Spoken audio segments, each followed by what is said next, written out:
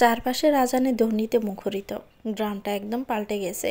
আগের মতো কেউ আর গরিব নেই, সবারই মোটামুটি টাকা হয়েছে। বেশিরভাগ টাকা এসেছে বিদেশে খেটে গিয়ে। আনহারির চারপাশটা ভালো করে তাকিয়ে দেখছে, চোখগুলো রক্তবর্ণ হয়ে যাচ্ছে। কেমন জানি ভুতুড়ে সিনেমার দিনের মতো লাগছে সবটা। মনে হচ্ছে ডিরেক্টর এই বুঝি কাট বলবে, দমকা বাতাস চারদিক বয়ে যাবে, জ্বর আসবে মনে হচ্ছে। অসময়ে জ্বর ভালো লক্ষণ নয়। আমাকে আর আহনারিকে ছোট ছোট বাচ্চারা গরু নেওয়ার সময় দেখছে, তবে তারা গ্রামের প্রবীণ না হয়ে চিনতে পারছে না। তাদের বয়স 10 থেকে 15-র মধ্যে হবে, তাই তারা কেউ কিছু বুঝছে না। এটা নিয়ে এখনও শোরগুলো দেখা যাচ্ছে না। খানিকটা দূরেই দুলাভাইদের ভবন। ভবনটা এখনও সুসজ্জিত। ভবনের রং দেখলে মনে হয় এই বাড়ির ভিতরের মানুষগুলো বেশ ভালোই আছে। আনহারিকে আমি বাড়িটা নির্দেশ করে বললাম, ওটাই আমার আপার শ্বশুর বাড়ি। বাড়ির পেছনে জাম গাছটাকে আর দেখতে পেলাম না, হয়তো কেটে ফেলেছে। আমি আনহারিকে পুনরায় বললাম, পেছনে জাম গাছটা হয়তো কেটে ফেলেছে। বাড়ির পিছনে জাম গাছটাতেই আপা গলায় দড়ি দিয়েছিল। আনহারি কিছুক্ষণ চুপ রইল। চারদিকটায় আজানের ধ্বনি থেমে যায়। অন্ধকার নেমে আসার সাথে সাথে গ্রামটাও নিস্তর হয়ে গেল। আনহারি আর আমি আপার শ্বশুর বাড়ির দিকে এগোচ্ছি। কত বছর পর এখানে আসলাম, ভীষণ ভয় আমাকে গ্রাস করছে। এর মধ্যে আমিন চাচার সামনে আসলো। 12 বছর আগে কত তাগড়া ছিল, এখন একদম নিতিয়ে গেছে। কালো চুলে সাদা পাক ধরেছে। চাচাকে দেখে আমার আগের কথাটা মনে পড়ে যায়। বাবা তখন আপা লাশ নিয়ে ঘুরছে, কেউ আপাকে খাটিয়ে পর্যন্ত দেয়নি।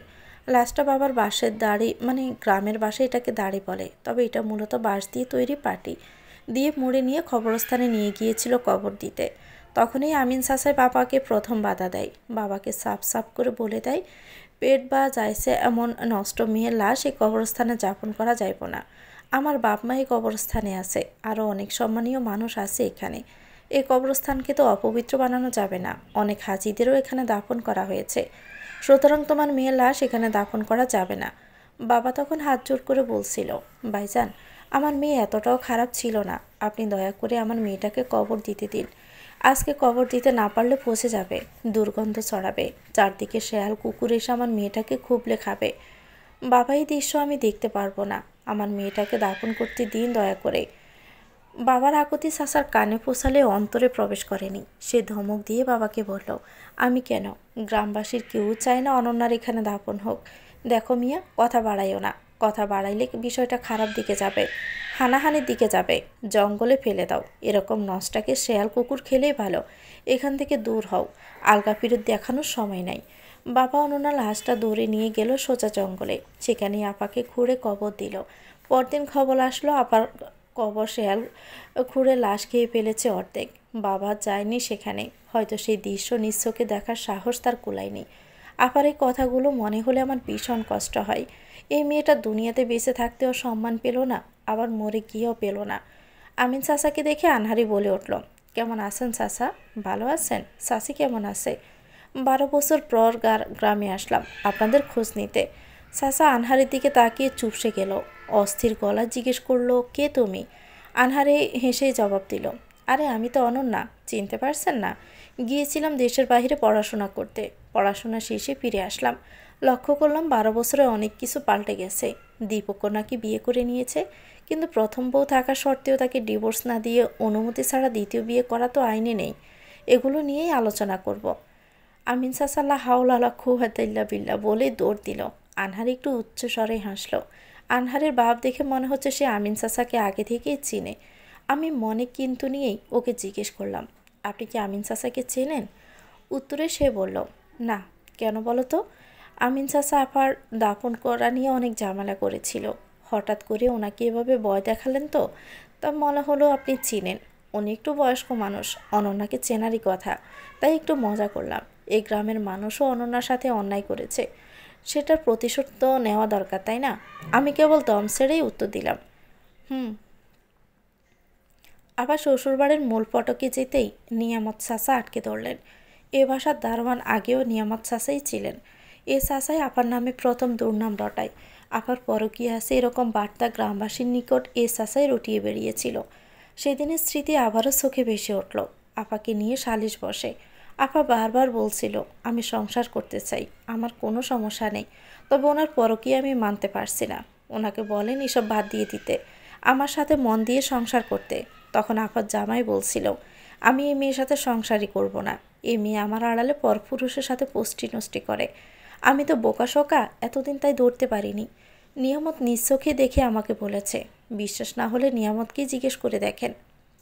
তখনই নিয়ামত চাচাই জোর গলায় বলেছিল, পেছনের দেওয়াল দিয়ে এক অপরিচিত ছেলেকে আমি ঢুকতে দেখেছি এই মেয়ের ঘরে।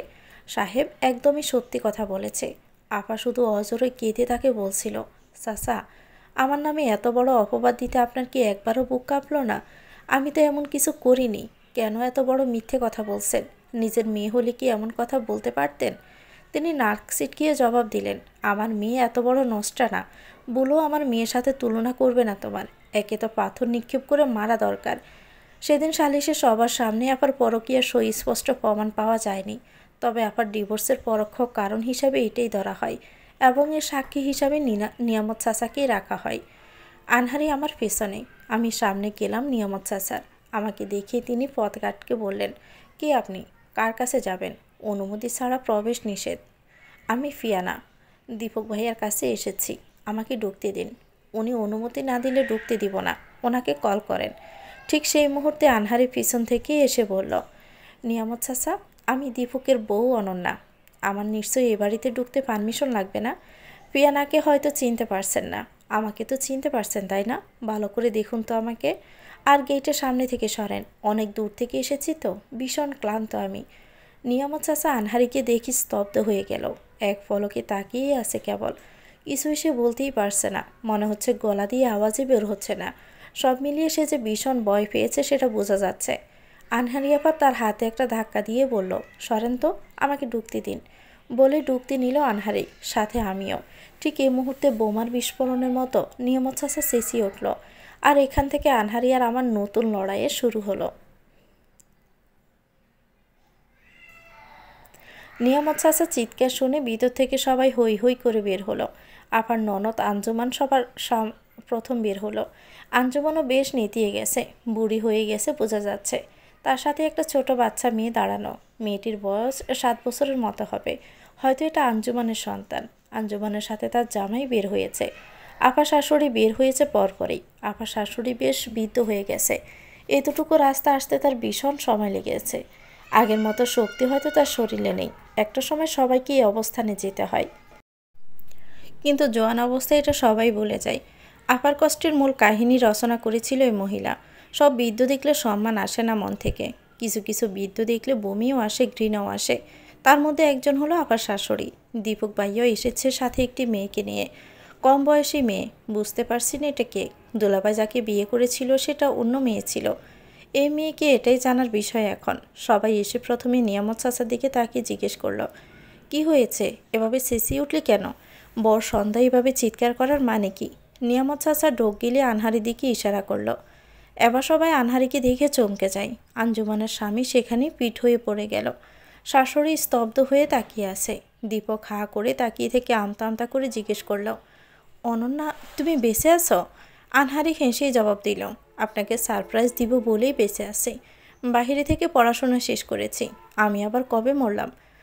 তাহলে জামগাছে কে গলায় দড়ি দিয়েছিল?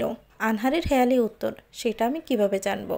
কে না কে গলায় দড়ি দিয়েছে এই বিষয় নিয়ে আমি তো স্টাডি করিনি। আমি উপস্থিতও ছিলাম না। জলজান্ত একটা মানুষকে জিজ্ঞেস করছেন বেঁচে আছি কি না? আসতাম না আপনাদের এখানে, তবে ডিভোর্স যেহেতু হয়নি সেহেতু নিজের প্রাপ্য অধিকার তো আদায় করতেই হবে। না হয় আপনাদের মতো মানুষদের উপর আমি থুতু মারতাম। যাই হোক, অনেক দূর থেকে এসেছি, এখন আমি ক্লান্ত। যা কথা বলবো রাত 10টার পর। কে জাম গাছে মরেছিল খুঁজে বের করেন। আর সব থেকে বড় কথা, আমার পরিবারের সাথে এত বড় অন্যায় করা হয়েছে, এটার জবাবদিহি তো পুরো গ্রামবাসীকে দিতেই হবে। আর কাকে জাম গাছে ঝুলিয়ে হত্যা করেছেন সেটার উত্তরও আপনারাও পুলিশকে দিবেন। আমি সব কিছুর ব্যবস্থা করেই আসব। আমার সাথে যদি আগের মতো একটা অন্যায় করার চেষ্টা করেছেন তো আমি একদম ভেঙে গুড়িয়ে দিব। সামনে থেকে সরেন, ঘরে যাব। কম বয়সী মেয়েটা কথাগুলো শুনে কাঁদতে কাঁদতে বলতে লাগলো, আপনার বউ মারা গেছে বলছিলেন? তার নাম তৃণা ছিল। তাহলে এই অনন্যা কী করে আপনার বউ হয়? আমি গরিব ঘরের মেয়ে বলে বাবা মা বিয়ে দিয়েছে, আর এত বড় অন্যায় আমার সাথে করলেন? কত অপমান কষ্ট সহ্য করি, আর আপনি আমাকে এইভাবে ঠকালেন? মেয়েটির কথা শুনে দুলাভাই মেয়েটির চুলের মুঠি ধরে বলতে লাগলো, আরে তুই চুপ কর, করলেও পরে চলবে। এ মেয়ে তো মারা গেছে। বিয়ে তো আমি অনেকগুলোই করেছি। তোকে বলেছি একটার কথা, বেশি ইতরামি করলে তোকেই আমি জাম গাছে জ্বলিয়ে দিব। আরও কিছু বলতে নিবে এমন সময় আনহারি দুলাভাইয়ের হাতটা চেপে ধরে ডান দিক থেকে বাদকি গুড়িয়ে দিল। হাতটা মট মট করে একটা শব্দ হয়, মনে হচ্ছে হাড়টার ভেঙে গেছে। তারপর জোর গলায় বলল, কাপুরুষ কোথাকার, মেয়েদের গায়ে হাত তুলে নায়ক সাজতে চাস? কুলাঙ্গার কোথাকার, নারী নির্যাতনের মামলা ঠুকে দিব। আর একবার যদি কোনো মেয়ের গায়ে হাত তুলতে দেখি তো হাত ভেঙে দিব। এক বউ থাকতে আরেকটা বিয়ে করার সময় মাথা ঠিক ছিল না, তাই না? আর তোর বউ সব মারা যায় কেন? এর আগেও আরও 2টা বিয়ে করেছিস আমাকে রেখে। সব জবাব কিভাবে দিবি সেটা রেডি কর, একে একে মেরে কালপুরুষ না হয়। দীপক চুপসে গেল আনহারির কথা শুনে। আনহারির শাশুড়ির শরীরের শক্তি কমে গেলেও গলার জোর কমেনি। সে জোর গলায় বলে ওঠে, তুই বাইসা থাকস, মনসায় মায়েরা উঠাইছস, সেটা দেখার বিষয় না। তোরে তো আমার ফুতে তালাক দিছে, তাহলে এই বাড়িতে তোর কোনো জায়গা হয় কেমনে? বুড়ি যেন ঠিক জায়গায় পয়েন্টটাই ধরেছে। সকল প্ল্যান কি তাহলে বেচতে যাবে? এটাই ভাবতে লাগলাম আমি। আপা ছাড়াছাড়ি গ্রামবাসীর সামনেই হয়, তাহলে তো তালাকৃত বইয়ের কোনো অধিকার থাকে না। তবে আনহারি তার বুদ্ধি দিয়ে উত্তর দিল, আমাকে ছেড়েছে তার কোনো ডকুমেন্টস আছে? আমার কাছে তো আমার বিয়ের ডকুমেন্টস আছে। ডিভোর্স দিলে তো ডকুমেন্টস লাগে, সেটা কোথায়? আর ডিভোর্স বললাম, দিয়ে দিলাম আর হয়ে গেল? আমাকে 12 বছর গুম করে রাখার অভিযোগ আসবে আপনাদের উপর। আমার সাথে যেদিকেই বাড়বেন সেদিকেই পথ থুপড়ে পড়বেন। সব কিছু নিয়ে যুদ্ধে নেমেছি আমি, যা করার করেন। আপাতত আমাকে আর বিরক্ত করবেন না। এরপর আঞ্জুমানের কাছে যেতে সে ভয়ে কাঁপতে লাগলো। আনহারি তার কাঁপুনি দেখে বলল, ভয় তো আমার পাওয়ার কথা, আপনি পাচ্ছেন যে? যাই হোক, পুরনো হিসাব নিকাশ না হয় পরেই করব। আপাতত নিজের স্বামীর জ্ঞান ফেরানোর ব্যবস্থা করেন আপা। এরপর আনহারি আমাকে ডেকে বলল, পিয়ানা, আমার সাথে আসো।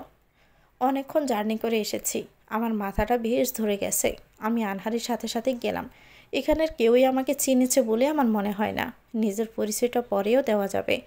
আপাতত কাহিনী পর্যবেক্ষণ করতে থাকি আমি।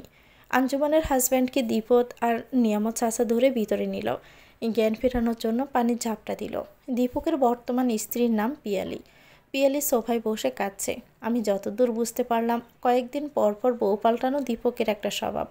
আর পরিবারও এটাকে বেশ সাপোর্ট করে বোঝা যাচ্ছে। 12টা বছর কেটে গেল, গ্রামের কত কিছু পাল্টালো, তবে পাল্টালো না কেবল এই পরিবারের ব্যবহার। আপার নানি শাশুড়িকে চোখে পড়ল না, হয়তো গত হয়েছেন। আনহারি আর আমি দীপকের রুমে প্রবেশ করেছি। আনহারি দীপকের রুমের বিছানাতে শুয়ে পড়ল। চোখ বন্ধ করে শুয়ে আছে সে। আমি কেবল ভাবতে লাগলাম এরপর কি হতে চলেছে। এটা কি ইতিবাচক দিকে যাবে নাকি নেতিবাচক দিকে যাবে? কে সাথে খুঁজতে লাগলাম লোকটিকে, যে সময় আপা পেন্টিং করা ছবিটা আমাকে পাঠিয়েছে। সে কি গ্রামে আছে এখনও? কত শত চিন্তা আমার মনে বাসা বাঁধছে। সে সাথে ভয় তো আছেই, আর কিছু প্রশ্নের বেড়া জালেও আটকে যাচ্ছি। সব মিলে কেমন অশান্তি কাজ করছে আমার মনে। তবে আনহারিকে দেখে একদমই তা লাগছে না। বেশ রিল্যাক্স হয়ে সে শুয়ে আছে, কপাল কুঁচকে চোখ বন্ধ করে রেখেছে সে। আপাও ঠিক এভাবেই শুয়ে থাকতো। আনহারের সাথে বড় আপার কত মিল, অথচ দুজনের জন্ম দুদেশে। দুজনের জন্মদিনেও 17 দিনের মতো ব্যবধান। এ দুজন যমজ হওয়া অকল্পনীয়। মাঝে মাঝে মনে হয় আনহারির ভিতরে আপার আত্মা ভর করেছে, তবে সেটাও নিমেষে ভুল প্রমাণ হয় বিজ্ঞানের দিক চিন্তা করলে। সব মিলিয়ে এই বিষয়গুলো নিয়ে আমি যতই ভাবি ততই আমার ভিতরটা একটা প্রশ্নের উত্তর খুঁজতে গিয়ে হাজারো প্রশ্ন জেগে বসে। আধা ঘন্টার মতো কেটে গেল। বাহির থেকে চিৎকার চেঁচামেচির আওয়াজ শুনতে লাগলাম। আমি কিছুটা অস্থির হয়ে বের হলাম। সাথে সাথে আমার ভিতরটা কেঁপে উঠল। তাহলে কি আমরা হেরে যেতে চলেছি? পুরো গ্রামবাসী তেড়ে আসছে আনহারিকে গ্রাম থেকে বের করার জন্য। তাদের দাবি আনহারি ফেক, এখানে এসেছে দাঙ্গা করার জন্য। আনহারিকে আবারও অনেকে ভূত ভেবেও মারতে এসেছে। কেউ কেউ তো বলেছে তালাক আমাদের সামনে হয়েছে, এখন এই মেয়ের এই বাড়িতে কোনো অধিকার নেই। সব মিলিয়ে পরিস্থিতি বেশ গোলমেলে হয়ে আছে। আমি একটু উকি দিয়ে দেখে আনহারির কাছে এসে বললাম, গ্রামের লোক তো অনেক খেপেছে, এখন কি করবেন আপনি? আমার জন্য যদি আপনার কোনো বিপদ হয় আমি নিজেকে ক্ষমা করতে পারবো না। হুজুকে বাঙালি কিছু হলে বাজ বিচার না করে লাফাইতে থাকে। এরা সবাই আপনাকে মারতে এসেছে, আমার ভীষণ ভয় লাগছে। আনহারি আমার মাথায় হাত বুলিয়ে বলল, যুদ্ধের ময়দানে কখনো ভীত হতে নেই। আমরা এসেছি যুদ্ধ করতে। সংগ্রাম যত প্রবল হয় বিজয়ের হাসিও তত সুন্দর হয়। এসব নিয়ে ভেবো না, আমি বাহিরে গিয়ে দেখছি কি করা যায়। কথাগুলো বলে আনহারি বাহিরে যেতে নিলেই আমি তার হাতটা চেপে ধরে বললাম, প্লিজ, বাহিরে গেলেই সবাই তেড়ে আসবে, আপনি বাহিরে যাবেন না। পরিস্থিতি এখন ভীষণ খারাপ, এমন সময় আপনার বাহিরে যাওয়া রিস্ক। এক আপাকে হারিয়েছি, আরেকজনকে হারানোর ধৈর্য আমার নেই। আপনাকে আমি আমার বড় আপার মতোই ভালোবাসি, দয়া করে আপনি ঘরেই বসুন, পরিস্থিতি ঠান্ডা হোক, এরপর বের হন। আনহারি আমার কথা শুনল না। জোর করে সে তার রুম থেকে বের হয়ে মূল দরজায় গেল। মূল দরজায় যেতে একটা পাথর ছুঁড়ে মারল একজন। সেটা একদম আনহারির কপাল বরাবর পড়ল। কপালটা কেটে রক্ত গড়িয়ে পড়ছে।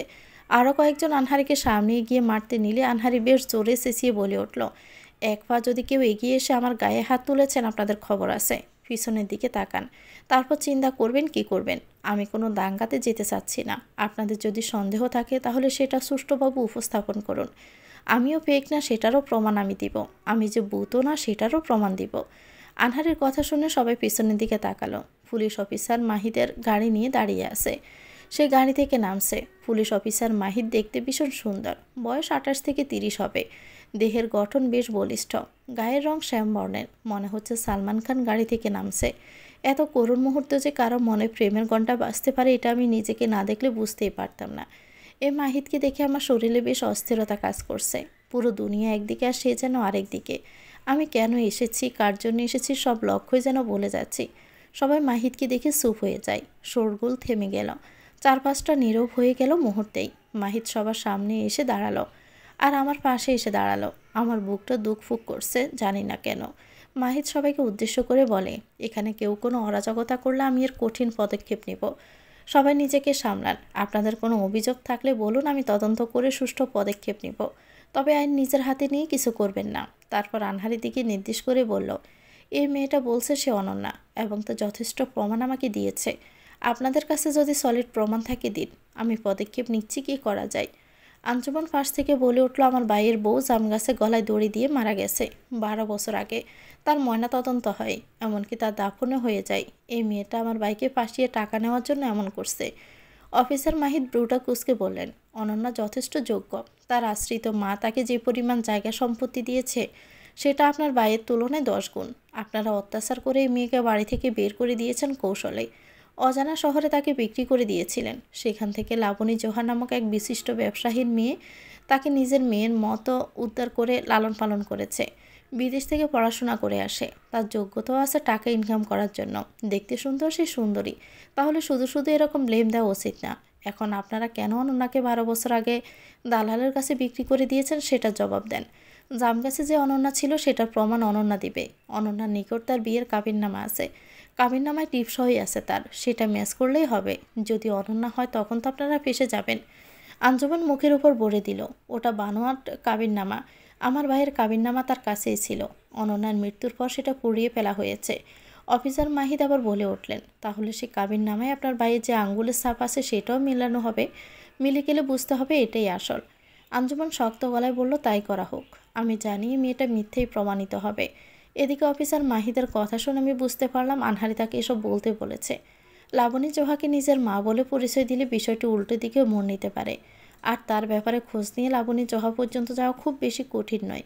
তাই এত বড় নাটক আনহারিই সাজিয়েছে। কারণ এটা সত্য যে বড় আপা মারা গেছে সেদিন।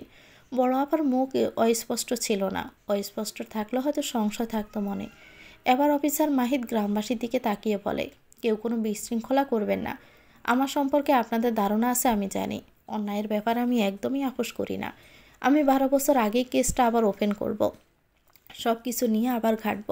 তারপর সত্যতা যাচাই করে এর একটি সমাধান দেব। সেই পর্যন্ত অনন্যা বাড়িতেই থাকবে। আর আপনারা যে যার বাড়িতে যান। সে জিন ভূত নয়, জলজন্ত মানুষ। গ্রামের লোকেরা মাথা নত করে চলে যায়। বাড়িটা একদম নীরব হয়ে গেল। আমি অফিসার মাহিতের দিকে তাকিয়ে দেখছিলাম সব। আমার হাত পা কাঁপছে। ওনার প্রতি এত প্রবল অনুভূতি আমার কেন জাগছে জানি না। আমার ভীষণ অস্থির লাগছে। এই অস্থিরতা আমাকে ভীষণভাবে গ্রাস করে নিচ্ছে। মাহিদ সাহেব আনহারির দিকে তাকিয়ে বলল, আমার সাথে হাসপাতালে চলুন। আপনার মাথায় ব্যান্ডেজ লাগাতে হবে, রক্ত ফুটছে বেশি। আনহারি জবাব দিল, আমি ঠিক আছি, কাপড় দিয়ে শক্ত করে বেঁধে নিলেই হবে। আমি আপনাকে কোনো সমস্যা হলে কল দেব। ধন্যবাদ এই পরিস্থিতিটা সামাল দেওয়ার জন্য। আপনার কাবিননামাটা আমি নিয়ে গেলাম ফিঙ্গারপ্রিন্ট ম্যাচ করার জন্য। তারপর দীপক ভাইয়ের দিকে তাকিয়ে বলল, দীপক সাহেব, একজনকে পাঠাবো, সেখানে আপনি নিজেও ফিঙ্গারপ্রিন্ট দিবেন। দীপক হালকা গলায় জবাব দিল, ঠিক আছে। অফিসার মাহিদ পরিস্থিতি স্বাভাবিক করে চলে গেলেন। আনহারি তার রুমে বসে আছে। মাথাটা সে শক্ত কাপড় দিয়ে বেঁধে নিয়েছে, এতে তার রক্ত পড়াটা অনেকটাই কমেছে। সন্ধ্যা গড়িয়ে রাত নামলো। আনহারি ড্রয়িং রুমে আসলো। আঞ্জুমান আর তার হাজব্যান্ড দাঁড়িয়ে আছে। আনহারি আঞ্জুমানের সামনে গিয়ে তার হাজব্যান্ডকে বলল, দুলাভাই, আমার জন্য একটু পায়েস করে নিয়ে আসেন। মনে আছে আমাকে বলেছিলেন আপনি বেশ ভালো পায়েস রান্না করেন, শুধু অর্ডার দিলেই হবে। কিন্তু বিনিময়ে আপনি আমার কাছে আমার সম্মানটাই চেয়েছিলেন, কত শত অপমান করেছিলেন, সব ভুলে গেছেন নাকি মনে পড়েছে? আজকে আমার সম্মান দেব না, তবে পায়েস না পেলে আপনার সম্মানটা কেড়ে নিব। এই কথা শুনে আঞ্জুমান তেড়ে এসে বলতে লাগলো, কত বড় সাহস, আমার জামাইকে ফরমাইশ দাও। আনহারি আঞ্জুমানের চুলের মুঠিটা ধরে বলল, ফরমাইশ দিয়েছি জান কেড়ে তো নেইনি, ভালোই ভালোই পায়েস করতে বল, না হয় তোর মাথায় একটা চুলও থাকবে না। আগের অনন্যা আমি না, এই অনন্যা জ্বলতে জ্বলতে পুড়তে পুড়তে শক্ত হয়ে গেছে। আঞ্জুমান ভয়ে বিধ্বস্ত হয়ে তার হাজব্যান্ডের দিকে তাকিয়ে বলল, প্লিজ তুমি যাও, না হয় আমাকে মেরে ফেলতেও দ্বিধা করবে না এই মেয়েটা। আঞ্জুমানের হাজব্যান্ড দৌড় লাগালো রান্নাঘরের দিকে। ঠিক এমন সময় আরও একটা আওয়াজ কানে দিয়ে আসলো। বুঝতে পারলাম কলিং বেল সাবসে কেউ। আঞ্জুমানের চুলগুলো ছেড়ে দিল আনহারি। আনহারি আমাকে ইশারা দিয়ে বলল দরজা খোলার জন্য। আঞ্জুমান মাথায় হাত দিয়ে দাঁড়িয়ে আছে। আমি দৌড়ে গেলাম দরজার দিকে।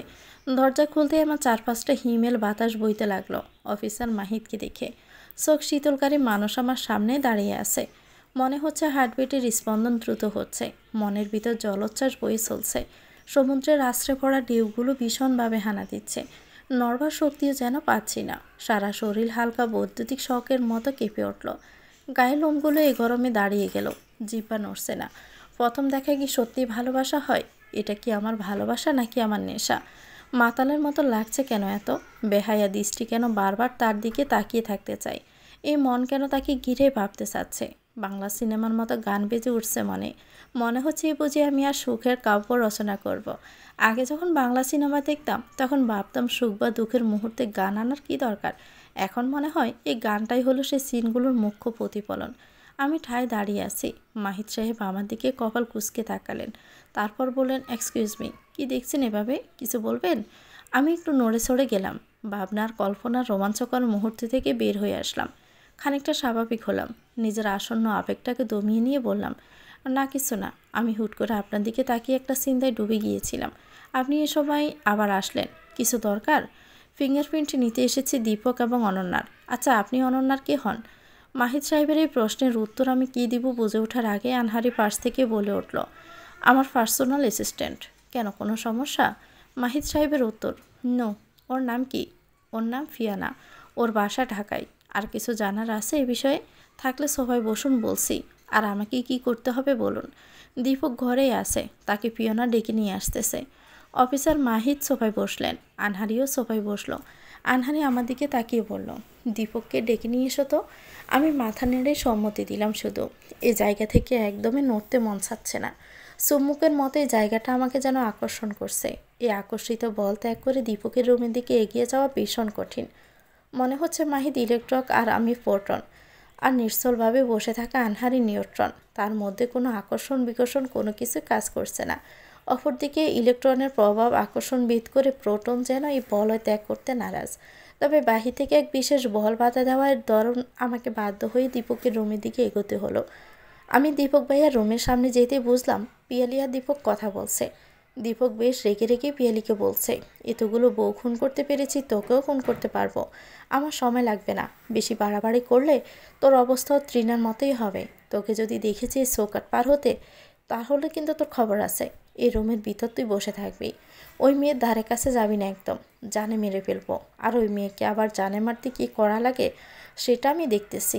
একবার মারার পরও যখন বেঁচে গেছে, দ্বিতীয়বার মারার পর আর বেঁচে যেন না থাকে, সেই ব্যবস্থাই করব। দীপকের কথা শুনে আমি আরেকটা রহস্যে ডুবে গেলাম। তার ভাষ্য অনুযায়ী বোঝা যাচ্ছে 12 বছর আগে সে অনন্যাকে খুন করেছে। তাহলে আমার বোন আত্মহত্যা করেনি, তবুও বিনা কারণে সে জানাজা পেল না। এই কথা আমি প্রমাণ ছাড়া সবার সামনে বলতেই পারবো না। তবে আনহারিকে বিশেষ তথ্যটা দিতে হবে। এখন হাতে পাওয়া সকল ক্লু মাথায় রেখে এগোতে হবে। দীপকের কথা শুনে পিহালি জড়সড় হয়ে বসে আছে। পিহালির বসার ধরন দেখে আপার কথা মনে পড়ে গেল। সেদিন আমি এসেছিলাম আপার বাড়িতে মেহেদি পাতা নিয়ে। মাকে অনেকবার বলেছিলাম একটু পাতা বেটে হাতে দিয়ে দিতে, মা নানান অজুহাতে আর দেয়নি। এদিকে ছোট্ট আমার মধ্যে মেহেদি পড়ার অস্থিরতা জেগে বসে। আমি ঠিক তখন কাউকে কিছু না বলে আপার বাড়ি চলে আসি। আপার বাসায় আসার পর আপার ঘরে ঢোকার সময় খেয়াল করলাম দুলাভাই আপাকে মারছে। আপার মারার কারণ আপা কেন সময় মতো চা করে দেয়নি। একে তো চা দিতে দেরি হয়েছে, তার উপর চায়ে চিনি দিয়ে পরিবেশন করেছে। আর এটা নাকি আপা শাশুড়িকে মারার জন্য এমনটা করেছে। আপা শাশুড়ির অভিযোগ এটাই ছিল, কারণ ওনার ডায়াবেটিস ছিল। আপা সেদিন মার খেয়ে ঠিক এভাবেই গুটিসুটি মেরে বসেছিল। চোখ দিয়ে পানি পড়ছে না, কারণ চোখের পানিও আপার কাঁদতে কাঁদতে শুকিয়ে গিয়েছিল। শরীর মার খেতে খেতে শক্ত হয়ে গেছে। তবে বিনা কারণে আপাকে মার খেতে দেখে আমি সেখানে বেশিক্ষণ স্থায়ী হয়ে থাকতে পারিনি।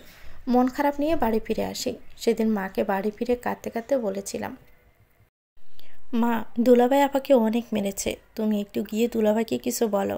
আপা তো ইচ্ছে করে এমন করেনি, চায়ে চিনি দেওয়ার জন্য আপাকে মেরেছে। আপার অনেক কষ্ট হচ্ছে মা। মায়ের উত্তর ছিল, শ্বশুরবাড়িতে গেলে এমন একটু একটু সয়ে নিতে হয়। তুই আবার ওই বাড়িতে কেন গিয়েছিলি? তোকে না নিষেধ করেছি আমি? ওই বাড়িতে যখন তখন যাবি না। এই বলে মা আমার গালে থাপ্পড় কষিয়ে দিল। অথচ মা হয়ে মেয়ের কষ্টটা আমাকে স্পর্শই করেনি। সয়ে নেওয়ার নাম করে যে একটা মেয়েকে দিনের পর দিন জীবন্ত লাশ বানিয়ে ফেলে, সেটা পরিবার বোঝে না। কেন বা মেয়েদেরকে সব সয়ে নিতে হবে? সমাজের নীতিটা বেশ অদ্ভুত। নীতির বিপরীতে গিয়ে কোনো মেয়ে কিছু করতে চায়, তাহলে সে মেয়ে হয়ে যায় নষ্টা বেশ্যা। এটাই আমাদের সমাজ, আর এটাই সমাজের মানুষের আচরণ। এইসব চোখে বাসতে চোখের কোণে এক বিন্দু জল নেমে আসলো। আমি নিজেকে দ্রুত সামলালাম। দীপক ভাইয়া সিগারেট টানছার ঘরে পায়চারি করছে। আমি তাকে কি বলে সম্বোধন করব বুঝতে পারছি না। এই মুহূর্তে নাম ধরে ডাকাটাই আমার কাছে সবচেয়ে বেশি উত্তম মনে হচ্ছে। তাই নাম ধরে ডেকে বললাম, মিস্টার দীপক, আপনাকে অনন্যা আপু ড্রয়িং রুমে ডাকছে। আমার সম্বোধনটা হয়তো দীপক ভাইয়ের পছন্দ হয়নি, তাই ঘর থেকে তেড়ে এসে বলল, কত বড় সাহস, আমার বাড়িতে এসে আমাকে নাম ধরে ডাকা হচ্ছে? তোর আর আমার বয়সের ফারাক জানিস? তিনি এমনিতেও খুবই হাইপার অবস্থায় ছিলেন, আর আমার মুখে নাম শুনে আরও হাইপার হয়ে গেলেন।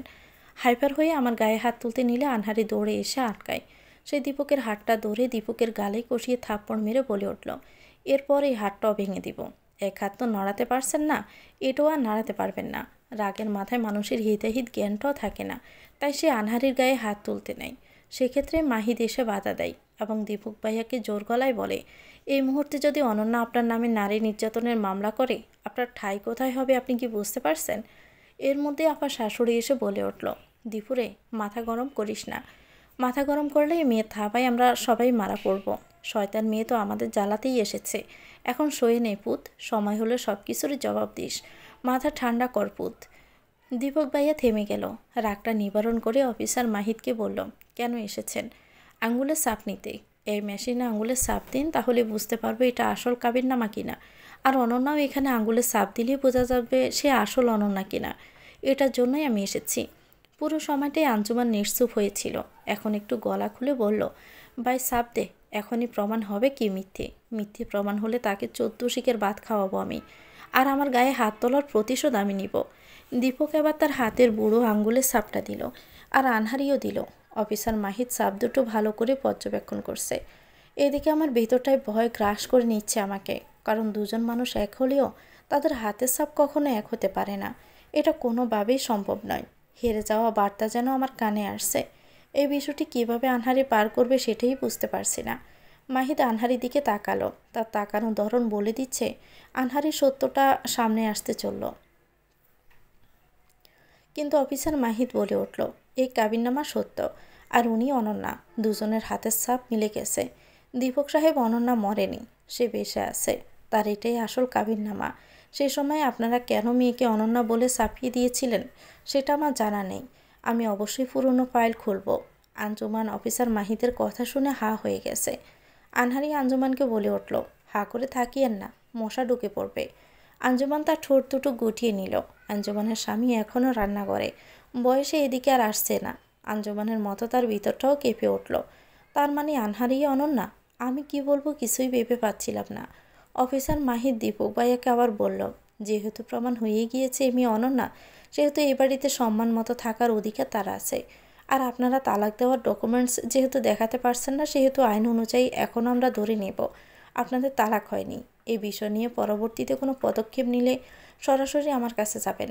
আর অনন্যার যদি এখানে থাকা অবস্থায় কিছু হয় তাহলে সেটার জন্য কঠোর জবাবদিহি আপনাদের করতে হবে। আজ আমি উঠলাম, পরে আবার দেখা হবে। অফিসার মাহির চলে গেলেন। যাওয়ার সময়টা আমার ভীষণ মন খারাপ হয়েছিল। মনে হচ্ছিল জোরবদ্ধ করে জিনিসটাকে আলাদা করে হচ্ছে। যাদের আলাদা করাতে এক পক্ষ ভীষণ কষ্ট পাচ্ছে, অপর পক্ষে মুক্তি পাওয়ার নেশায় খুশি হচ্ছে। আমি এবার আনহারির দিকে তাকিয়ে রইলাম। সত্যি কি এটা অনন্যা? যদি অনন্যা হয় তাহলে আনহারির হাতের সাপের সাথে কিভাবে ম্যাচ হলো? আর যদি আনহারি হয় তাহলে অনন্যার হাতের সাপের সাথে কিভাবে ম্যাচ হলো? দুটো আলাদা মানুষ, আলাদা জায়গায় জন্ম, তাদের সব কিছুতে এভাবে মিলে যাওয়ার কথা না। আমাদেরকে তাকিয়ে থাকা দেখে আনহারি বলে উঠল, আমার সাথে অনন্যার ফিঙ্গারপ্রিন্ট কিভাবে ম্যাচ হয়েছে সেটাই ভাবছো তো? আমি অনন্যা কিনা আবারও মনে প্রশ্ন জেঁকে ধরেছে তো? আমি একটা দীর্ঘশ্বাস ফেলে উত্তর দিলাম, প্রশ্নে তো অনেক কিছুই আছে, সব প্রশ্নের উত্তর তো মিলছে না। আচ্ছা সত্যি করে বলুন তো, আপনি সত্যিই কি অনন্যা নাকি আনহারি? আমি আনহারি। অনন্যাকে আমি চিনতাম না। অনন্যা সম্পর্কে জেনেছিলাম লন্ডনে একজন ছেলের মুখে। আমার বাসায় আমার একটা ফেন্ট করা ছবি দেখলে না? অথবা তুমি যে আমাকে ফেন্ট করা ছবি দেখিয়েছিলে, তোমার বোনের মনে আছে? হ্যাঁ আছে তো। একই ফেন্টের ছবিটা আমার বাসায় দেখে আমি চমকে গিয়েছিলাম। সে ছবিটার কাহিনী তো আপনাকে আমি বলছি, কিন্তু কোনোভাবেই আমি রহস্যের গোলক দাদা থেকে বের হতে পারছি না। আমাকে একটু বলবেন আপনি কে? 12 বছর আগে কে মারা গেছে? আবার 2 বছর আগে বা কে মারা গেছে? সব মিলে আমি পাগল হয়ে যাচ্ছি। মনে হচ্ছে হরর ফিল্মের রহস্যের গোলকে আমি আটকে গেছি। কেউ কাটও বলছে না, কেউ আমি রহস্য থেকেও বের হতে পারছি না। রিল্যাক্স হও, ওটা অনন্যারই ছবি। আমি এই ছবিটা দেখেছিলাম লন্ডনের একটা ছবি প্রদর্শনীতে। সেখানে অনেক ধরনের ছবি প্রদর্শন করা হচ্ছিল, আর চড়া দামে সেগুলো চাইলে কেউ কিনতে পারতো। এই ছবিটা সেখানের বেস্ট ছবি হিসেবে ঘোষিত হয়। আমি সেই জায়গায় ঘুরতে গিয়েছিলাম। নিজের ছবি ওই জায়গায় দেখে আমি হতভম্ব হয়ে পড়ি। এটা কি করে সম্ভব তাই ভাবছিলাম। একদিকে ভালো লাগছিল, অপরদিকে রাগও লাগছিল, কারণ পারমিশন ছাড়া আমার ছবি প্রদর্শন করায়। আমি সেখানে ক্লেম করি বিষয়টি। সাথে সাথে ছবির আর্টিস্টকে আনা হয়। ওনার নাম বিবর। দেখতে 8-10টা সাধারণ ছেলের মতো।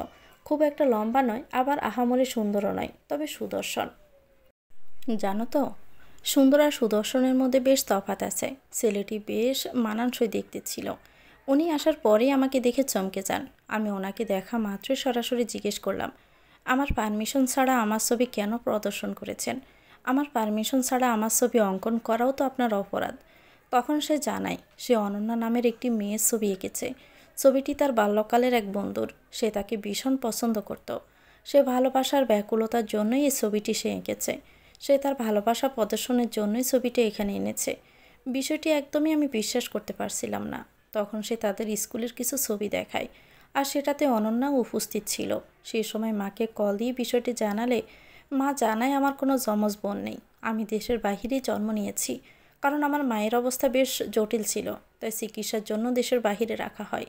তখন এটাই ভেবে নিয়েছিলাম এরকম দেখতে 7জন মানুষ হয়, এখানে তো মাত্র একজনই পেলাম, আরও 5জন বাকি। সেখান থেকে অনন্যার গ্রামের বাড়ির নাম জানি। আর সেদিন জিজ্ঞেস করেছিলাম না, আমি কিভাবে গ্রামের নাম জানলাম? সেখান থেকে জেনেছিলাম, তবে তোমাকে বলা হয়নি। প্রথমে তোমাকে বিষয়টি বলিনি, কারণ অনেক কিছুই জড়িত ছিল এখানে। আমি আগে সত্যতা বুঝতে চেয়েছিলাম। আজকে তোমার পেরেশানি দেখেই বললাম। আমার খুব ইচ্ছে ছিল অনন্যার সাথে দেখা করব। তবে যখন দেশে আসলাম তখন অনন্যা মারা গেছে। এরপর থেকে আমার দেশের বাহিরেই বেশিরভাগ সময় কেটেছে। এর মধ্যে দেশে আসি। আসার পর আমার অ্যাক্সিডেন্ট হয়। অ্যাক্সিডেন্ট হওয়ার পর আবার দেশের বাহিরে যাই, এবং দেশের বাহির থেকে ফিরে এসে জানতে পারি নিজের বাবাই আমাকে হত্যা করতে চেয়েছিল। জীবনে অনেক কিছু শেখায় পিওনা।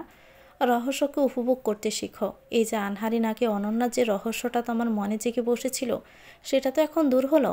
আস্তে আস্তে সকল রহস্যের পর্দা ফাঁস হবে। তবুও কিছু দুয়াশা আমাকে ধরে বসলো। তাহলে 2 বছর আগে কে মারা গেল? আর চাচার দোকানে 5 বছর আগে কে গিয়েছিল? অনন্যা আনহারের বাহিরে কি কোনো সত্তা আছে, যেটা আমার চোখের আড়াল করে হয়ে যাচ্ছে? আমি আবারও বলে উঠলাম, আপার সাথে আপনার এত মিল কীভাবে? আর অনন্যার ফিঙ্গারপ্রিন্টের সাথে বা ম্যাচ হলো কী করে? আর ওই ছেলেটি কে ছিল? তার এই নাম ছাড়া কি আরও অন্য কোনো নাম ছিল? তার কি কোনো ছবি আছে? আনহারি হালকা দম নিয়ে আমার মাথায় হাত বুলিয়ে দিয়ে বলল, খেলার ময়দানে সব গোপন ফাঁস করতে নেই পিয়ানা। দেওয়ালের কান আছে। খেলা শেষ হলে না হয় জানিয়ে দিব ফিঙ্গারপ্রিন্ট কিভাবে ম্যাচ হলো। আর ওই ছেলেটির নাম আমার জানা নেই। আমি কেবল ওই সময় ওই ছবিটি অনেক দাম দিয়ে সেখান থেকে কিনেছিলাম। এরপর তার সাথে আমার যোগাযোগ হয়নি। হয়তো সেই যোগাযোগের পরটাই বন্ধ করে দিয়েছে। যাই হোক, প্রসঙ্গ পাল্টাই এবার। আমি যাই, দেখে আসি আঞ্জুমানের হাজব্যান্ড কেমন পায়েস বানিয়েছে। কথাটা বলে আনহারি রুম থেকে বাইরে গেল। আঞ্জুমানের মেয়ে তখন বের হলো। আঞ্জুমানের মেয়ে একটা কাগজ নিয়ে খেলছিল। মেয়েটির নাম তরি। হঠাৎ করে আনহারির চোখে পড়ে সে কাগজের দিকে। আনহারি কাগজটা তরির হাত থেকে নেয়। তরি বেশ শান্ত বাচ্চা হওয়ায় কাগজ না ফিরিয়ে দেওয়ায় জিদ ধরেনি। আনহারি কাগজটা হাতে নিল।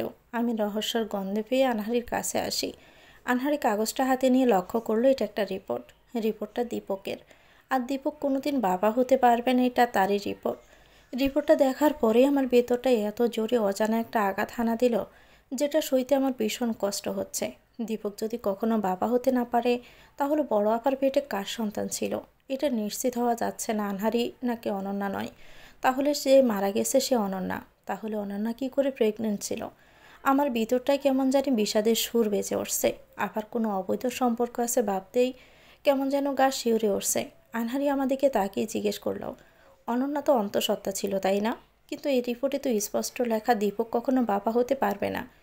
আমার গলা দিয়ে আওয়াজ বের হচ্ছে না, শরীরটা ভীষণ কাঁপছে, অসাড় লাগছে একদম। ভাঙা গলায় জবাব দিলাম, আপার পেটের বাচ্চা নষ্ট করেছিল, তবে আপার জীবনে দুলাভাই ছাড়া আর কেউ ছিল না। আপা কোনো খারাপ কাজে জড়িত ছিল এটা আমি মানতেই পারছি না। এই রিপোর্টটা দেখার পর আমার ভিতরটা পড়ে যাচ্ছে আপু, আমি নিজেকে সামলাতে পারছি না। ভীষণ কষ্ট হচ্ছে আমার, মনে হচ্ছে কোনো একটা পাথর আমার বুকে চেপে আছে। আনহারি আমার দিকে তাকালো। আমার চোখ বেয়ে সেই সময়টাই পানি বহিত হচ্ছিল। বাহিরের কষ্টটা চোখ বেয়ে জড়ছিল। আমার চোখ দুটো মুছে দিয়ে বলে, হয় ময়নাতদন্তের রিপোর্টে সমস্যা ছিল, না হয় তোমার আপার সাথে এমন কিছু ঘটেছে যেটা আমাদের আড়ালে চলে যাচ্ছে। আমি আবার জোরে কেঁদে দিলাম। কাঁদতে কাঁদতে বলে উঠলাম, তাহলে কি আপা রেপের শিকার হয়েছে? আপার জীবনের আরও কষ্ট জানা বাকি আমাদের। আপার জীবনের কষ্টের দাবদাহ কি পরকালে কমেছে? শুনেছি আত্মহত্যা যারা করে তারা জান্নাত পায় না, তবে আল্লাহ যদি চান তার বান্দাকে ক্ষমা করবেন, তাহলে সে জান্নাত পাবে। আপাকে কি আল্লাহ জান্নাত দিয়েছে? আপা এত কষ্ট করে গেল দুনিয়ায়, পরকালে কি শাস্তি পেয়েছে? আনহারি আমার কান্না তার কথা শুনে মুখ চেপে ধরে বলে, আবেগে গা ভাসিও না, দেওয়ালেরও কান আছে, চুপ থাকো প্লিজ, সব প্রশ্নের উত্তর সময় মতো পাওয়া যাবে। আপাতত নিজেকে সামলাও, তুমি ঘরে যাও। আমি ঘরে চলে আসি, তবে আমার মন থেকে বিষয়টি কোনোভাবেই সরাতে পারছি না। বারবার মনে হচ্ছে আবার কি তাহলে সত্যি চারিত্রিক সমস্যা ছিল? আমার চোখ বেয়ে অজরে পানি বেয়েই চলছে। বাহিরে আনহারি আঞ্জুমানের স্বামীকে জটলা বলে সম্বোধন করে ডাকছে। নামটা বেশ ভালোই দিয়েছে। এখন থেকে না হয় আঞ্জুমানের স্বামীর সম্বোধন জটলা বলেই হবে। জটলা তড়িগড়ি করে আনহারির সামনে আসলো। আনহারি কোমরে হাত দিয়ে জিজ্ঞেস করলো, আমার পায়েস হয়েছে? আনহারির এই স্বভাবটাও বড় আপার মতোই। আচ্ছা, কোনোভাবে এমন নয় তো 12 বছর আগে যে মারা গেছে সে আনহারি? আর আনহারি যেহেতু মডার্ন সোসাইটিতে জন্ম নিয়েছে, তাই হয়তো কারোর সাথে সম্পর্ক করে কনসিভ করেছিল, আর সেটা অ্যাব্রশনও করায়। হয়তো কোনোভাবে আনহারি আর অনন্যার মধ্যে উলট পালট হয়। আর এদিকে আনহারিকে অনন্যা ভেবে শত্রুপক্ষ খুন করে, আর অনন্যা বেঁচে যায়, আর অনন্যা সেখানে আনহারি হয়ে থেকে যায়। এসব ভেবে আমার ভাবনা আবারও উল্টো মোড় নেয়। কারণ আনহারি অনন্যা হলে অন্তত আমাকে একটা বার হলেও বলতো। আমাকে লুকিয়ে তার তো কোনো লাভ নেই। সকল প্রশ্ন, চিন্তা, রহস্য যেন আমাকে পাগল করে দিচ্ছে। চাইলে আমি এগুলো থেকে বের হয়ে আসতে পারছি না। ভীষণ যন্ত্রণা হচ্ছে আমার। গাটা বেশ গরম হয়ে গেছে মুহূর্তেই। জ্বর আসবে বলে মনে হচ্ছে। এদিকে জটলা আনহারির কথা শুনে পায়েস নিয়ে আসলো। আর আনহারি জটলার পায়েস নিজে মুখে না দিয়ে জটলাকে বলল, আমি তো মুখে পায়েস দিব না, আগে তুই দে। না জানি কি মিশিয়ে দিয়েছিস পায়েসে, আমি তো পরখ না করে খাবো না। জটলা মুখ বাঁকিয়ে বলল, রান্না করেছি এটাই অনেক, এখন আবার খেতে পারবো না। খেলে খা, না খেলে না খা। আনহারি রেগে চটে গিয়ে বলল, তুই খাবি না, তোর ঘাড়ে খাবে। এক প্লেট এখনই শেষ করবি, না হলে পুলিশ এনে অভিযোগ দিবে এই প্লেটে বিষ মিশিয়ে আমাকে খাওয়াতে চাচ্ছিস। জটলা একদম বেঁকে বসেছে যে সে খাবেই না। সে এটা জেদ ধরেই বলেছে, বোঝা যাচ্ছে। আনহারিও কম যায় না। অফিসার মাহিতকে আবার কল দিল। অফিসার মাহিত আসবে শুনে আবার অস্থির মনটা একটু শান্ত হলো। একটু শীতলতা মনটা স্পর্শ করে গেল। জটলাকে সোফায় বসিয়ে রেখেছে। আনহারিও সোফায় বসে আছে। মিনিট 20 মধ্যে অফিসার মাহিত আসলো। এসে বেশ রসাত্মক সুরে বলল, আমি তো আপনাদের পারিবারিক ড্রামায় পড়ে গেলাম। এতবার থানা থেকে এ বাসায় আসতে হচ্ছে, কি আর বলবো। এক কাজ করুন, এ বাসায় আমাকে থাকার ব্যবস্থা করুন। আমি না হয় এই বাসায় থেকে আপনাদের পারিবারিক ড্রামা দেখি। অফিস মাহিতের কথা শুনে আমি একটু হাসলাম। এই মানুষটাকে দেখলে আমার ভীষণ আপন লাগে। মনে হয় আমার অস্থির মনটা একটু সুখের ছন্দ হয়ে এই মানুষটাই আসতে পারে। আনহারি বেশ রেগে বলল, এটা আপনার ডিউটি, দায়িত্ব তো আপনাকে পালন করতেই হবে। আর এই যে জটলা আমাকে বিষ খাইয়ে মারতে চাইছে, তাই আপনাকে নিয়ে আসলাম। জটলা বেশ উঁচু গলায় বলল, আমি একদমই কিছু করিনি। এই মেয়েটাই আমাকে ফাঁসাতে চাচ্ছে। আমাকে দিয়ে জোর করে পায়েস বানিয়েছে, এখন বলেছে খেতে। যে সময় যাচ্ছে এখন পায়েস খাওয়ার রুচি আমার জাগছে না, এজন্যই এত কাহিনী। আমি পায়েস বানিয়েছি, আমাকে কেন খেতে হবে? তোর যদি সন্দেহ হয় তুই খাবি না, শুধু শুধু এত নাটকের তো দরকার নাই। অফিসার মাহিদের উপস্থিতিতে সবাই চলে আসলো ড্রয়িং রুমে। এবার আপা শাশুড়ি রেগে গিয়ে বলল, এই ডাইনিটা আসার পর থেকেই জ্বালাচ্ছে, আমাদের জীবনটা খেতে এসেছে। জামাই বাবা যে পায়েস বানিয়ে দিয়েছে এটাই তো বড় বিষয়। অফিসার মাহিদ এবার একে দয়া করে এই বাসা থেকে বের করার ব্যবস্থা করেন, টাকা পয়সা যা লাগে সব দিচ্ছি। অফিসার মাহিদ আবার একটু সটে গিয়ে বললেন, আমি কি ঘুষ খাই নাকি? মুখ সামলে কথা বলুন, আইন যা বলে সেভাবেই কাজ করতে হবে। আর সবচেয়ে বড় কথা, সন্দেহ যেহেতু এসেছে, এত গুড়িয়ে পেঁচিয়ে না নিয়ে একজন পায়েস খেলেই তো প্রমাণ হয়ে যায়। আপা শাশুড়ি আবার রেগে গিয়ে পায়েসের বাটিটা নিয়ে কয়েক চামচ পায়েস খেয়ে নিল। তারপর গড় গড় করে বলল, আমার কি কিছু হয়েছে? এ ডাইনি শুধু শুধুই বদনাম করছে আমাদের। আমি প্রথমেই বুঝতে পেরেছিলাম পায়েসে কিছুই নেই, কারণ এত অল্প সময়ে পায়েসে কিছু মেশানোর মতো অবস্থায় তারা ছিল না। অফিসার মাহিদ আবার আনহারির দিকে তাকিয়ে বলল, শুধু শুধু এসব ব্যাপারে পুলিশ কল দিবেন না, পুলিশের অনেক কাজ থাকে। আপনাদের পারিবারিক ড্রামা সব দিয়ে পুলিশ এসে মেটাবে না। স্বাভাবিক বিষয়গুলোকে এত বড় করবেন না আপনি। কথাগুলো শেষ করতেই আনহারি আঙ্গুল দিয়ে ইশারা করে আপার শাশুড়িকে দেখালো। আপার শাশুড়ি মাটিতে ঢলে পড়ছে, মুখ দিয়ে রক্ত বের হচ্ছে। জটলা এবার সেখানে আপার শাশুড়ির কাছে গিয়ে চমকে গেল, জোর গলায় বলল, এটা কি করে সম্ভব? আমি তো পায়েসে কিছু মেশাইনি, মেশালে তো আমি আম্মাকে খেতেই দিতাম না। আনহারি আবার মাহিদের প্রশ্নের উত্তরেই বলে উঠল, আমি এমনি এমনি কাউকে ডাকি না, যথেষ্ট কারণ ছাড়া। এবার প্রমাণ হলো তো? অফিসার মাহিদ জটলাকে জিজ্ঞেস করলো, আপনি যদি কিছু নাই বা মেশাবেন, তাহলে কে মেশাতে পারে? পায়েসের বাটি রেখে কি কোথাও গিয়েছিলেন? আমি এক নাগাড়ে দাঁড়িয়ে রান্না করে নিজ হাতে পায়েস নিয়ে আসি, কোথাও যাইনি আমি। আমার হাতে বাটি রেখে পায়েসে কি কেউ কিছু মেশাতে পারে? এ অনন্যা নয়, এ অনন্যার ভূত। হয়তো ভূত হয়ে সে কিছু মিশিয়েছে। দরাদরি করে আবার শাশুড়িকে হাসপাতালে নেওয়া হলো, আর পায়েসটা নেওয়া হলো ল্যাবে টেস্ট করার জন্য। আমি শুধু ভাবছিলাম বিষয়টা কি হচ্ছে। সব কিছুর বাহিরে কিছু একটা ঘটছে যেটা আমার চোখকেও আড়াল করে নিচ্ছে। কারণ আনহারি রান্না করে এর মধ্যে যায়নি যে পায়েসে কিছু মেশাবে, আর জটলার পক্ষেও এত তাড়াতাড়ি কিছু মেশানো সম্ভব নয়। আমি ক্লান্ত মনে বসে আছি, প্রশ্নরা সব আমাকে ঘিরে ধরেছে। কখন যে সময় কেটে গেল বুঝতেই পারিনি। সকাল 11টা বাজে। হাসপাতাল থেকে খবর আসে আপার শাশুড়ি কোমায় চলে গিয়েছে।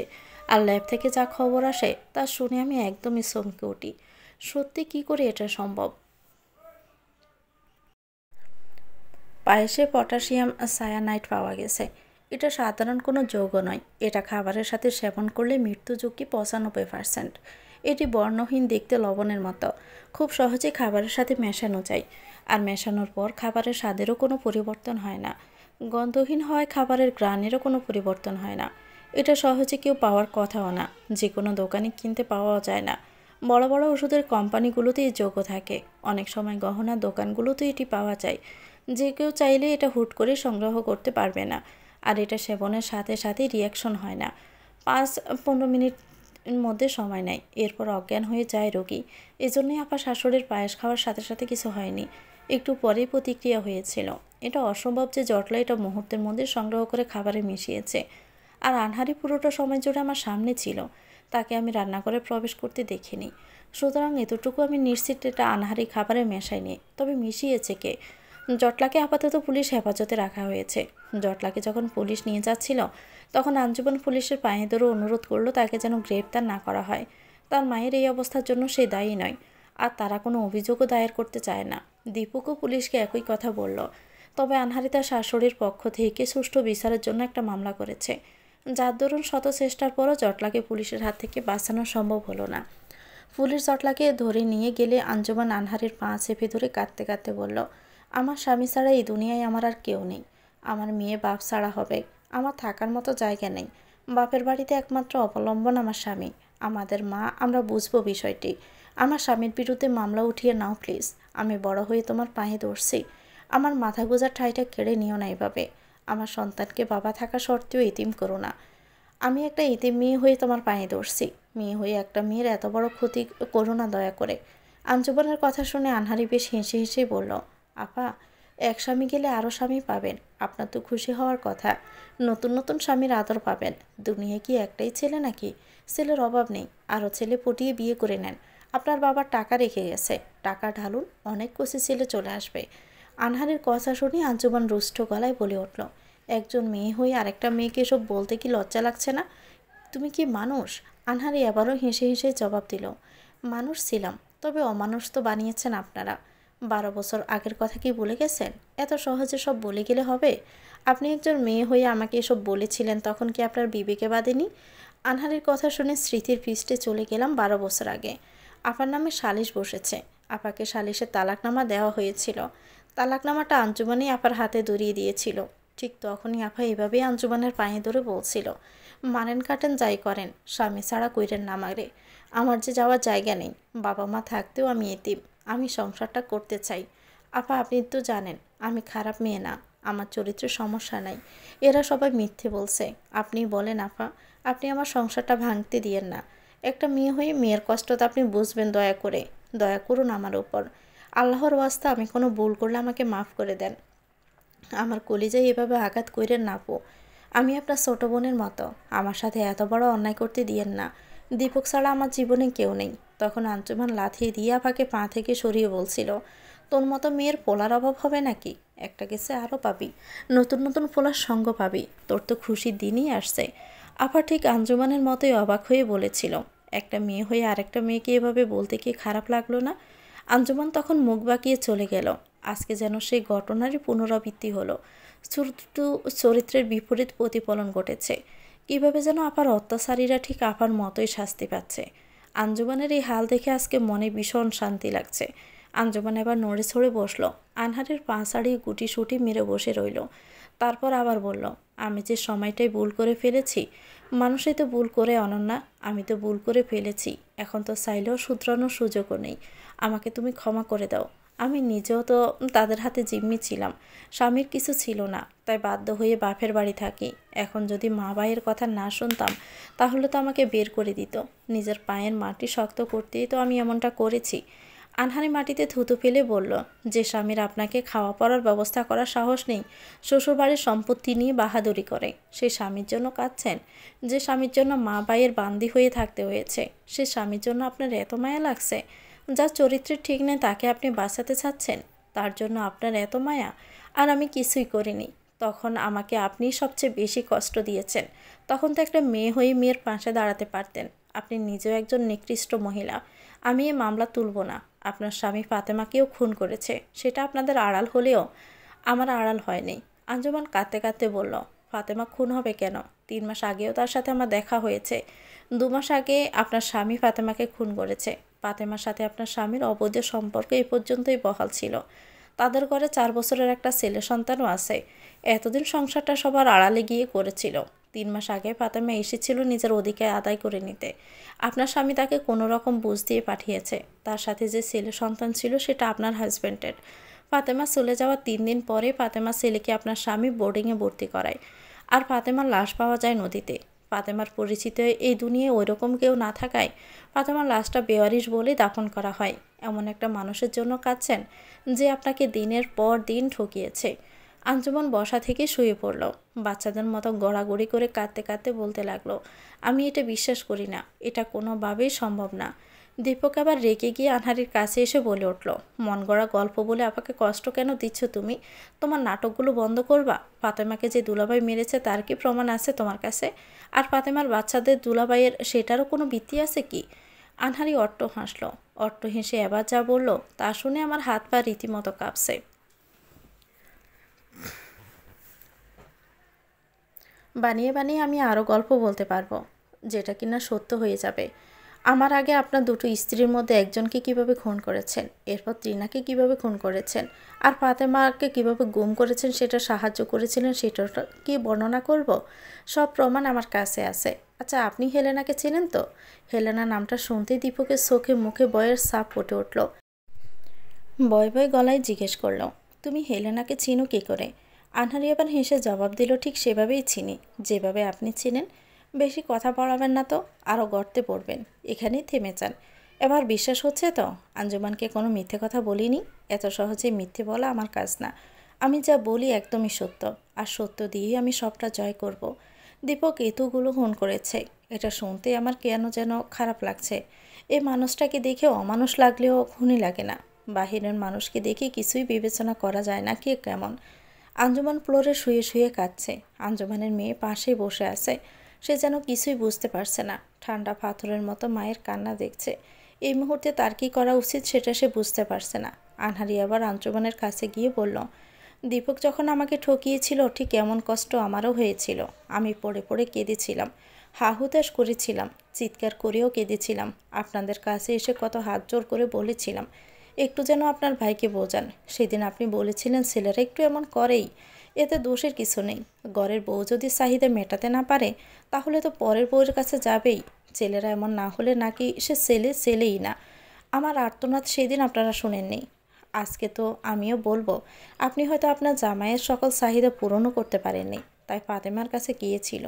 পুরুষ লোকের কোনো দোষ হয় না, তাহলে জটলাও খারাপ মানুষ না, আর সকল পুরুষ খারাপও না। তবে আপনার বাড়িতে থাকা সকল পুরুষ জাত খারাপ, আর এটা আপনাদের মানতে কষ্ট হওয়ার কথাও না। ছোট থেকেই তো এসব দেখে আসছেন। আপনার বাবাকে দেখেছেন, আপনার বাবা কিভাবে আপনার মাকে ঠকিয়ে বিয়ে করেছিল। সে ঘরেও তো আপনাদের একটা বোন আছে। সেই মহিলাকে কিভাবে আপনারা অত্যাচার করেছিলেন ভুলে গেছেন? সেদিন তো আপনার বাবাকে শাস্তি দেননি, দিয়েছিলেন সেই মহিলাকে। আর সেই মহিলা আপনাদের পায়ে হাত দিয়ে জীবন ভিক্ষা চেয়েছিল, কিন্তু আপনারা দেননি। তার কি দোষ ছিল বলুন তো? সে তো জানতো না আপনার বাবার আরেকটা পরিবার আছে, অথচ তবুও তাকে শাস্তি পেতেই হয়েছে। আপনারা সবসময় নিজের পুরুষের দোষ না দেখে অন্য মেয়ের দোষটাই দেখেছেন। এখন নিজের বেলা সেটা কেন মানতে পারছেন না? পরের খারাপ করলে আলটা সেটা কোনো না কোনোভাবেই আবারও ফিরিয়ে দেন। আর আপনার সৎবোনের কী হাল সেটা না হয় আরও পরে বলবো আমি। আপাতত এতটুকু শোক সইতে থাকুন। আপনার জীবনের যন্ত্রণা তো কেবল শুরু হয়েছে। আমি অনন্যা যতদিন বেঁচে থাকবো আপনাদের আমি তিলে তিলে মারব। কথাগুলো বলে আনহারি রুমে চলে গেল। এদিকে আমার কাছে সব কিছু এলোমেলো লাগছে। কপাল জুড়ে আমার কয়েস্ত ভাস জমেছে, হার্টবিট ক্রমাগত বাড়ছে, হাত পা কখন থেকে যেন কাঁপছে। আনহারি এই পরিবারের এত গোপন তথ্য কিভাবে জানে সেটাই জানার জন্য আমার মনটা উদ্গ্রীব হয়ে আছে। এত অল্প সময়ে এত বিশেষ বিশেষ তথ্য কারো জানার কথা না। আমি এখনও বিশ্বাস করতেই পারছি না এটা আনহারি। আমার মন কেবল এটাই বলছে অনন্যা। হ্যাঁ, এটাই আমার বোন অনন্যা। আমার বোনের সাথে এত মিল আনহারির হওয়ার কথাও না। হয়তো 12 বছর আগে আনহারি মারা গেছে, আর এই 12টা বছর যাবৎ অনন্যা আনহারি হয়েই সকল তথ্য সংগ্রহ করেছে। আমি তার জীবনে না আসলে হয়তো সে এ বাড়িতে এসে প্রতিশোধ নিত। কিন্তু কাহিনীটা রেলগাড়ির বগির মতোই চলছে, তাই একটা বগি আরেকটা বগির সাথে না চাইতেও জুড়ে যাচ্ছে। আঞ্জুমানের কান্না যেন থামছেই না। সে মেঝে থেকে উঠে ঘরে গিয়ে হেসকি তুলে তুলে কাঁদছে। কেন জানি না আঞ্জুমানের এই কান্না আমাকে ভীষণ শান্তি দিচ্ছে। আপার কান্নার মুখটা যতটা কষ্ট আমাকে দিয়েছিল, ঠিক ততটা সুখ আঞ্জুমানের কান্না আমাকে দিচ্ছে। দীপক তার রুমে চলে গেল। পিয়ালি আর এসবের মধ্যে আসেনি। আমি বেশিক্ষণ দাঁড়িয়ে না থেকে আনহারির কাছে গেলাম। আনহারি মোবাইল চাপছে। আমি তার পাশে বসতেই বলল, কিছু খাবে?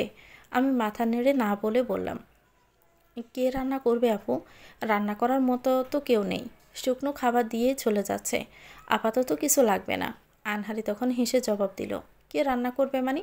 আঞ্জুমান রান্না করবে, আর তুমি দাঁড়িয়ে থেকে পর্যবেক্ষণ করবে। আমি আঞ্জুমানকে বলছি।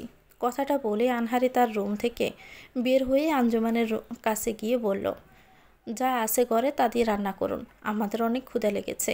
আঞ্জুমান কাঁদতে কাঁদতে জবাব দিল, এই অবস্থায় রান্না করব আমি? আপা, ভালোই ভালোই বলছি গিয়ে রান্না করুন। এরকম হাজারটা যন্ত্রণা চাপা দিয়ে আপনাদের রান্না করে আমি খাইয়েছি, আপনিও তাহলে পারবেন।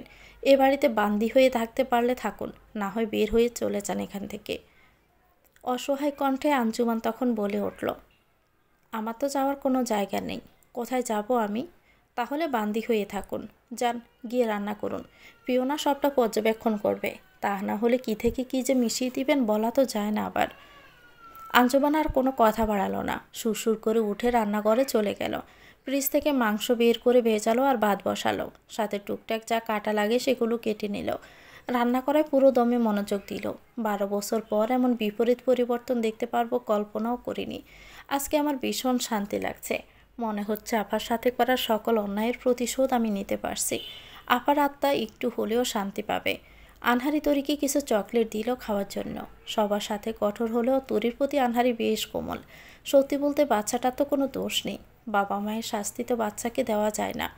রান্না শেষে আঞ্জুমান তার রুমে চলে গেল। আমি আনহারি আর তরি খেতে বসেছি। তরি আনহারির বেশ ভক্ত হয়ে গেছে। আমরা খেতে বসতেই দীপক আর পিয়ালি এসেছে খেতে।